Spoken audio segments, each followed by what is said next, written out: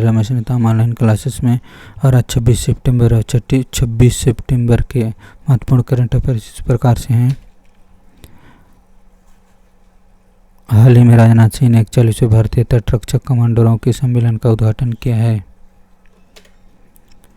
हाल ही में विश्व फार्मासिस्ट दिवस 25 सितंबर को मनाया गया। हर साल 25 सितंबर का दिन वर्ल्ड फार्मासिस्ट डे के रूप में मनाया जाता है।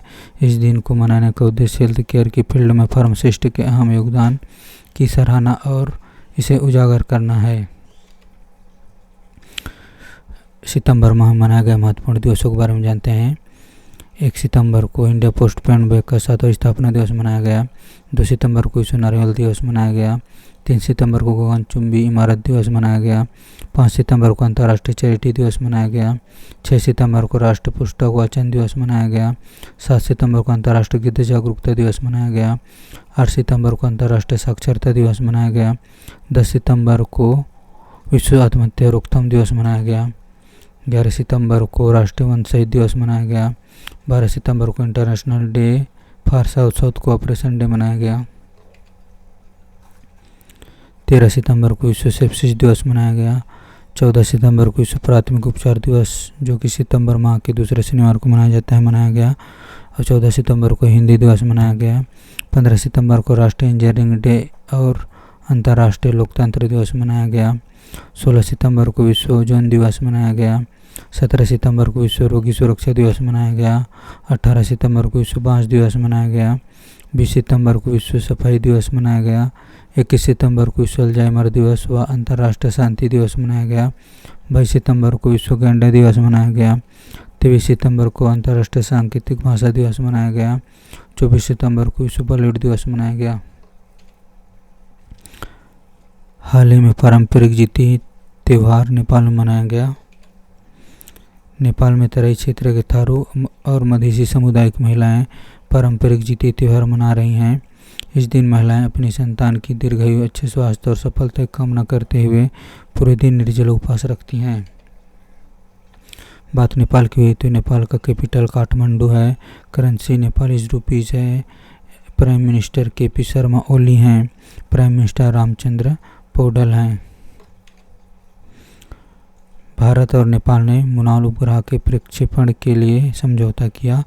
भारत ने नेपाल की जल विद्युत परियोजना के लिए 5000 करोड़ रुपए मंजूर किए। ये नेपाल से संबंधित है। हाल ही में दक्षिण पूर्व एशिया के थाईलैंड देश में समलैंगिक विवाह को कानूनी दर्जा मिला। बात थाईलैंड की हुई है तो थाईलैंड का कैपिटल है बैंकॉक। करेंसी है थाई बात। प्राइम मिनिस्टर है पी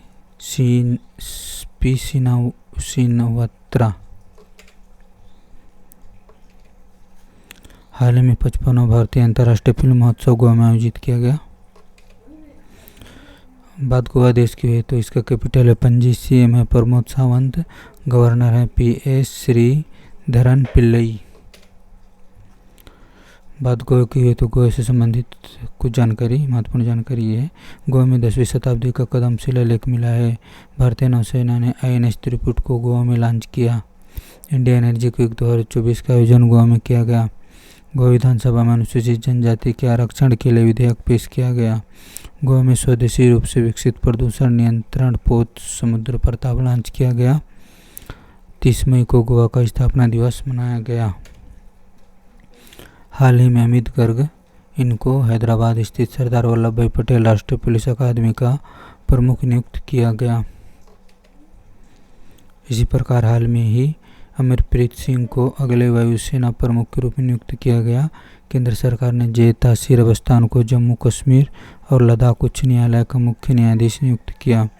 केंद्र सरकार ने SS रामचंद्र राव को झारखंड उच्च न्यायालय का मुख्य न्यायाधीश नियुक्त किया। तैयब विक्रम को लगातार दूसरे कार्यकाल के लिए FIH के अध्यक्ष चुना गया। Salima Imtiaz ICC umpire panel में शामिल होने वाली पाकिस्तान की पहली महिला बनी। अडानी ग्रीन एनर्जी ने सौरभ शाह को CFO नियुक्त किया। अमृत मोहन प्रसाद को सशस्त्र सीमा बल का महानिदेशक नियुक्त किया गया। जितेंद्र जय जाधव ने एरोनॉटिकल डेवलपमेंट एजेंसी DG के पदभार संभाला। इब्राहिम शेख डियों को जलवायु कोष का निदेशक नियुक्त किया गया। आलोक रंजन को NCRB national crime records bureau का निदेशक नियुक्त किया गया। कलिकेश सिंह देव को NRAI national rifle association of India का अध्यक्ष चुना गया। ये सितंबर माह में हुई महत्वपूर्ण नियुक्तियां हैं। हाल ही में एशिया पावर सूचकांक में अमेरिका शीर्ष पर रहा है, दूसरे नंबर पर चीन और तीसरे नंबर पर हमारा भारत देश रहा है। भगवान हनुमान की 90 फीट ऊंची कांस्य प्रतिमा का अनावरण टेक्सास में हुआ। भारत ने अमेरिका को 73,000 SIG असॉल्ट राइफल का ऑर्डर दिया। भारत और अमेरिकी सेना का संयुक्त अभ्यास युद्धाभ्यास बीकानेर में हुआ। अमेरिका ने चोरी या तस्करी की गई 297 प्राचीन वस्तुएं भारत को वापस लौटाने का फैसला किया। प्रधानमंत्री नरेंद्र मोदी ने बोस्टन और लॉस एंजल्स में भारतीय दूतावास खोलने की घोषणा की। प्रधानमंत्री मोदी न्यूयॉर्क में समिट ऑफ द फ्यूचर को संबोधित किया। ब्रिटेन, यूरोपीय यूनियन और अमेरिका ने दुनिया की पहली AI संधि पर हस्ताक्षर किए। हाल ही में भारत में पूर्वोत्तर में मणिपुर राज्य ने उग्रवाद मुक्त होने की घोषणा की है। बात मणिपुर की हुई है तो मणिपुर का कैपिटल है इम्फाल। CM है N बीरेन सिंह, गवर्नर है लक्ष्मण आचार्य।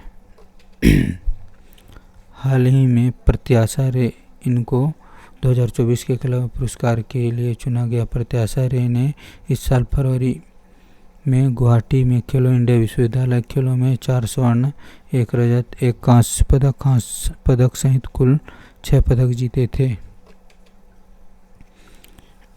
इसी प्रकार सितंबर माह में के महत्वपूर्ण award SIAMA south India international movie award 2024 में बेस्ट एक्ट्रेस की टिक्स के लिए ऐश्वर्या राय ने पुरस्कार जीता। 26वें सेट पुरस्कार क्रिकेट में रोहित शर्मा को सर्वश्रेष्ठ अंतर्राष्ट्रीय पुरस्कार से सम्मानित किया गया। 7वें राष्ट्रीय फिल्म पुरस्कारों में ऋषभ शेट्टी ने सर्वश्रेष्ठ पुरस्कार जीता। हाल ही में गिनीज वर्ल्ड रिकॉर्ड द्वारा भारतीय फिल्म उद्योग में उत्कृष्ट अभिनेता पुरस्कार से चिरंजीवी कोनिडेला को सम्मानित किया गया। वेदाचलम ने वेंकैया एपिग्राफी पुरस्कार 2024 जीता है। हाल ही में मनकीडिया समुदाय को उड़ीसा राज्य ने विशेष आदिवासी समूह का दर्जा दिया है। बात उड़ीसा की हुई है तो उड़ीसा का कैपिटल भुवनेश्वर। CM है मोहन चरण मांझी, गवर्नर है रघुबर दास। हाल ही में अर्मेनिया भारत से हथियारों का सबसे बड़ा आयातक बनकर उभरा है। बात अर्मेनिया की हुई है तो इसका कैपिटल है येरेवन। करेंसी आर्म धर्म। प्राइम मिनिस्टर है निकोल पशिनियान।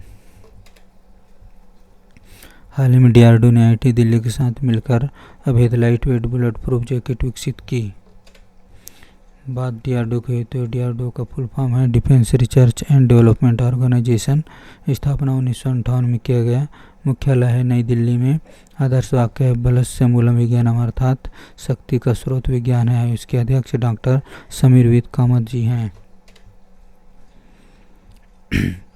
भारत के बाहर अबू धाबी में IIT दिल्ली के नए कैंपस का उद्घाटन हुआ। ये IIT से संबंधित जानकारी है। भारत के बाहर अबू धाबी में IIT दिल्ली के नए कैंपस का उद्घाटन हुआ।